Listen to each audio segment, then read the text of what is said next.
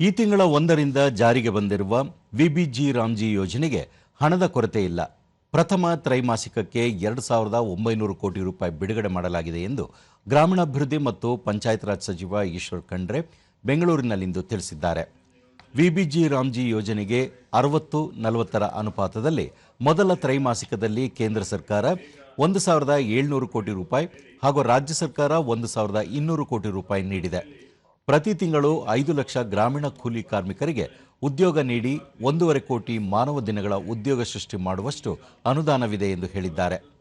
ಕೃಷಿ ಹೊಂಡ ನಿರ್ಮಾಣ, ಹನಿ ನೀರಾವರಿ, ಕೆರೆ ಕಾಲುವೆ ಅಭಿವೃದ್ಧಿ, ಚೆಕ್ ಡ್ಯಾಂ ನಿರ್ಮಾಣ ಸೇರಿದಂತೆ ಇತ್ಯಾದಿ ವೈಯಕ್ತಿಕ ಮತ್ತು ಸಮುದಾಯ ಕಾಮಗಾರಿ ಕೈಗೊಳ್ಳಲು ಅವಕಾಶವಿದ್ದು, ಉದ್ಯೋಗ ಅರಸಿ ಬರುವ ಪ್ರತಿಯೊಬ್ಬರಿಗೂ ಅವರಿರುವ ಕಡೆಯೇ ಉದ್ಯೋಗ ನೀಡುವಂತೆ ಮುಖ್ಯ ಕಾರ್ಯನಿರ್ವಹಣಾಧಿಕಾರಿಗಳಿಗೆ ಹಾಗೂ ಗ್ರಾಮ ಪಂಚಾಯಿತಿ ಮಟ್ಟದ ಅಧಿಕಾರಿಗಳಿಗೆ ಸ್ಪಷ್ಟ ಸೂಚನೆ ನೀಡಲಾಗಿದೆ ಎಂದು ತಿಳಿಸಿದ್ದಾರೆ. ಸುಮಾರು 2,900 ಕೋಟಿ, 1,700 ಕೋಟಿ ಕೇಂದ್ರದ್ದು, 1,800 ಕೋಟಿ ರಾಜ್ಯದ್ದು. ಹೀಗಾಗಿ ದಿನನಿತ್ಯ ನಾವು 5 ಲಕ್ಷ ಮಾನವ ದಿನ ಸೃಜನೆ ಮಾಡಬಹುದಾಗಿದೆ. ಅಂದ್ರೆ ಒಂದು ತಿಂಗಳಿಗೆ 1.5 ಕೋಟಿ ಇವತ್ತು ಮ್ಯಾಂಡೇಜ್ ನಾವು ಸೃಜನೆ ಮಾಡುವಂತ ಇವತ್ತು ನಮ್ಗೆ ಅಷ್ಟೊಂದು ಅನುದಾನ ಇದೆ. ಹೀಗಾಗಿ ಎಲ್ಲಾ ರೀತಿಯ ಕಾಮಗಾರಿಗಳನ್ನು ನಾವು ತೆಗೆದುಕೊಳ್ಳಬಹುದಾಗಿದೆ.